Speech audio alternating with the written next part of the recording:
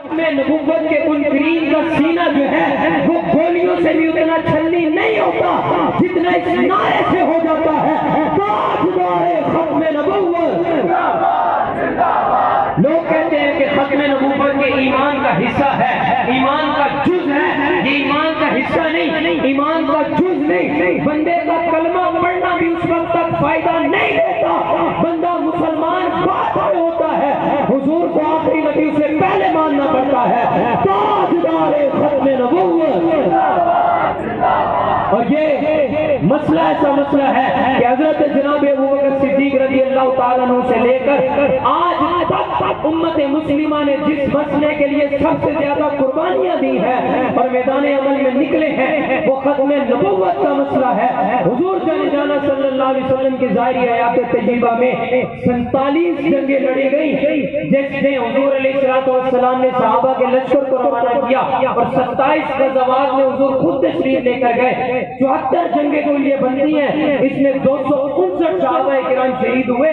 اور ہزاروں کی تعداد میں کافروں کے جو ہے وہ سرطن سے جدا کیے گئے۔ لیکن ختم نبوت کا مسئلہ ایسا مسئلہ ہے کہ جب مسلمہ کذاب نے نبوت کا دعویٰ کر دیا تو سیدنا ابوبکر صدیق رضی اللہ تعالیٰ عنہ جنہوں نے یہ حکم دے رکھا تھا کہ میدان بدر میں جانے والے صحابہ مسجد نبوی میں بیٹھ جائیں، آنے والے لوگوں کو تعلیم و تعلم سکھائیں، دین پڑھائیں اور لوگ ان کی زیارت سے برکت حاصل کرتے رہے۔ لیکن جب ختم نبوت کا معاملہ آیا تو صدیق اکبر نے فرمایا بچہ ہو یا جوان ہو، بوڑھا ہو، کوئی بھی ہو، اب وہ مسجد نبوی میں نہیں بیٹھے گا، میدان عمل میں نکل کر حضور کی ختم نبوت کو پہرا دینا پڑے گا۔ حضور کی ختم نبوت کی خاطر میدان عمل میں نکلے اور اس وقت جناب 700 سے زائد حفاظ شہید ہو گئے، 1200 صحابہ کرام جامع شہادت نوش کر دے۔ آپ نے فرمایا کوئی بھی ہو مدینہ منورہ میں نہیں رہے گا۔ فاروق اعظم ہاتھ جوڑ کر عرض کرتے ہیں جناب آپ مدینہ منورہ سے سارے لوگوں کو بھیجتے چلے جا رہے ہیں، ارد گرد یہودی قبائل بھی بسے ہیں، مدینے کا کیا ہوگا؟ صدیق اکبر نے تاریخی جملے ارشاد فرمائے، فرمایا جس آقا و مولا کی ختم نبوت پر پہرا دینے کے لیے ہم جا رہے ہیں، مدینہ جانے اور مدینے والے خود اپنے مدینے کا تحفظ فرما لیں گے۔ حضور سید عالم صلی اللہ علیہ وسلم کی ختم نبوت کا ایسا معاملہ ہے، اس پر امت کے کبھی قدم لڑکھڑا نہیں سکتے، ڈگمگا نہیں سکتے۔ اس موقع سے اس موضوع سے کبھی امت پیچھے نہیں ہٹ سکتی۔ ہر مسئلے پر جو ہے وہ کوتاہی برداشت کی جا سکتی ہے، ہر مسئلے پر بندہ پیچھے ہٹ جائے اس کے ایمان میں کمی آتی ہے، لیکن وہ دائرہ اسلام سے خارج نہیں ہوتا۔ ختم نبوت کا معاملہ ایسا معاملہ ہے کہ اگر بندہ ذہن میں سوچ بھی لینا کہ حضور کے بعد کوئی نبی آ سکتا ہے، رب اس کا بھی ایمان ضائع فرما دیتا ہے، اسے دائرہ اسلام سے خارج کر دیتا ہے۔ قاضی یاد مالکی رحمۃ اللہ تعالی علیہ نے الشفاء شریف میں یہ حدیث پاک نقل کی، فرمایا حضور جانا صلی اللہ تعالی علیہ وسلم نے فرمایا میری ختم نبوت کے معاملے پر تو کبھی دو بکریاں بھی آپس میں بات اور تکرار نہیں کر سکتی۔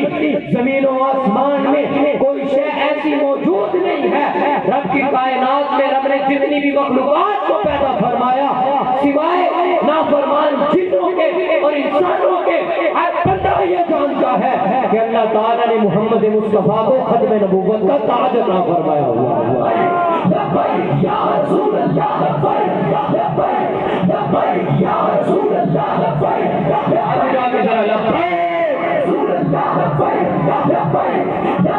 یا رسول اللہ، لبیک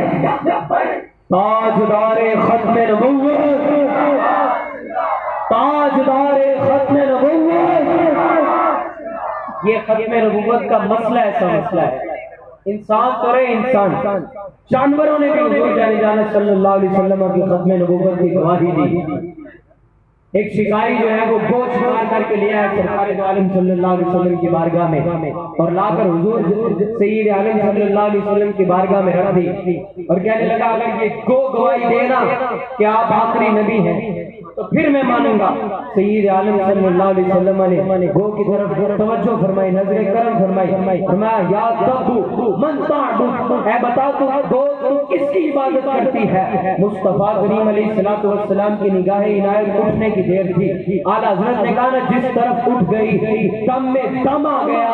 اس گو پر مصطفیٰ کی نظر پڑی، گو نے عجیز زبانوں میں اللہ کی شان اور مصطفیٰ کی ختم نبوت بیان کرنا شروع کر دی۔ وہ کہنے لگے میں اس رب کی عبادت کرتی ہوں جس کا عرش آسمانوں پر ہے، جس کی حکومت زمینوں پر ہے۔ حضور سید عالم صلی اللہ علیہ وسلم نے فرمایا وہ یہ تو تو نے توحید بیان کی نا، اب یہ بتا فمن آنا، میں کون ہوں؟ وہ کھول کر کہنے لگی انت رسول رب العالمین و خاتم النبیین۔ عرض کرنے لگی یا رسول اللہ میں جانور ضرور ہوں لیکن میں بھی اس بات کی گواہی دیتی ہوں کہ رب نے آپ کو آخری نبی بنا کر بھیجا ہوا ہے، آپ کو رب نے آخری نبی بنا کر بھیجا۔ آج جناب کلمہ پڑھنے کے بعد بھی مسلمان جو ہے وہ ختم نبوت کے معاملات میں سوال و جواب کریں اور ان لوگوں کے ساتھ کھڑے ہو جائیں جو ختم نبوت کا بانگے دور اعلان کرتے ہوں۔ یاد رکھنا یہ بات، امام اہل سنت سید اعلی حضرت مجدد دین و ملت الشاہ امام احمد رضا خان فاضل بریلوی رحمۃ اللہ تعالی علیہ، آپ نے یہ فتویٰ دیا کہ جو بندہ ختم نبوت کا منکر ہے یا ذرا سا بھی اس معاملے میں شک رکھتا ہے، ایسے بندے کے ساتھ سلام حرام، کلام حرام، اس کے ساتھ کھانا حرام، اس سے میل جول رکھنا حرام، اس کے ہاں جو ہے وہ ڈیوٹی کرنا حرام، اسے اپنا ملازم رکھنا حرام۔ بلکہ عاشقوں کا تو یہ مشرب ہے، بڑے بیٹھے ہیں، اگر غلط ہوگا تو اصلاح کر دیں گے، جو بندہ مصطفیٰ سے ٹوٹ کر پیار کرتا ہے اس کا یہ نظریہ ہوتا ہے، وہ یہ کہتا ہے جو ختم نبوت کا منکر ہے نا اس کے سامنے دو آپشن ہے، یا تو وہ توبہ کر کے حضور کی ختم نبوت کی گواہی دے دے، مصطفیٰ کی غلامی میں آ جائے، ورنہ پھر ہم تلوار نکال کر اس کے دو ٹکڑے کر کے سر تک سے جدا کر کے رکھ دیں گے۔ ہمارا تو یہ مشورہ ہے، ہم تو کہتے ہیں حضور سید عالم صلی اللہ علیہ وسلم کا استاد جو ہے اسے ایک لمحے کے لیے بھی زندہ رہنے کا حق نہیں دیا جا سکتا۔ یہودی رہ سکتے ہیں، عیسائی رہ سکتے ہیں، سکھ رہ سکتے ہیں، ہندو رہ سکتے ہیں، کیونکہ وہ خود کو مسلمان نہیں کہتے، بندہ خود کو مسلمان بھی کہے۔ پھر حضور سید عالم صلی اللہ علیہ وسلم کے بعد جو ہے وہ نبوت کو جاری رہنے کا بھی کہے، ایسے بندے کو انسان کہنا بھی انسان کی توہین ہے۔ آج یہ جو پنڈال سجایا گیا ہے، یہ جو محفل لگائی گئی ہے، یہ لوگوں کے ایمان کو بیدار کرنے کے لیے، ان کو بتانے کے لیے کہ جناب آپ جس ملک میں جی رہے ہیں نا وہاں کے حکمران یہ کہتے ہیں کہ قادیانی تو ہمارے بہن بھائی ہیں، ان کو تو حقوق ملنے چاہیے، ان کو جو ہے وہ نیشنلٹی کے طور پر ان کو تحفظ فراہم کیا جانا چاہیے۔ یہ بھی مسلمان ہے، کیسا وہ مسلمان ہے جو کلمہ بھی پڑھتا ہے اور کلمہ پڑھنے کے بعد ان لوگوں کا ساتھ دیتا ہے جو ختم نبوت کے منکرین کو اپنا بھائی بہن کہتے ہیں، ان لوگوں کا ساتھ دیتا ہے جو مسلمانوں کی بچیوں کو سرے بازار جو ہے وہ لکھواتے ہیں، گانے لگواتے ہیں، ان لوگوں کا ساتھ دیتا ہے جو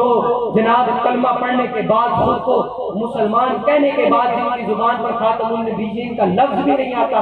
ان لوگوں کا ساتھ دیتا ہے جو مندروں میں جا کر جو ہے وہ ٹلیاں کھڑکاتے ہیں اور ہندوؤں کے ہاں جا کر دودھ چڑھاتے ہیں اور کہتے ہیں ہم اپنی زندگی میں جو ہے وہ ایک غیر مسلم بھی پاکستان کا جو ہے وہ وزیر اعظم دیکھنا چاہتے ہیں، ان لوگوں کا ساتھ دیتے ہیں۔ نا یہ پاکستان بنا ہے مصطفیٰ کے دین کے نفاذ کے لیے، اور آج جس موقف پر اس امت کو پاکستان میں اور پوری دنیا میں کھڑی کر کے جانے والی ہستی کو ہم امیر المجاہدین علامہ خادم حسین رضوی کے نام سے یاد کرتے ہیں، قسم خدا کی بابا جی نے جو مشن دیا ہے نا، جو ہماری بیٹری چارج کی ہے، بندہ مر جاتا ہے، دنیا سے چلا جاتا ہے، لیکن قبر میں بھی جو جب وہ سرکار دو عالم کا جلوہ دیکھتا ہے نا تب بھی وہ کہہ رہا ہوتا ہے تاجدار ختم نبوت۔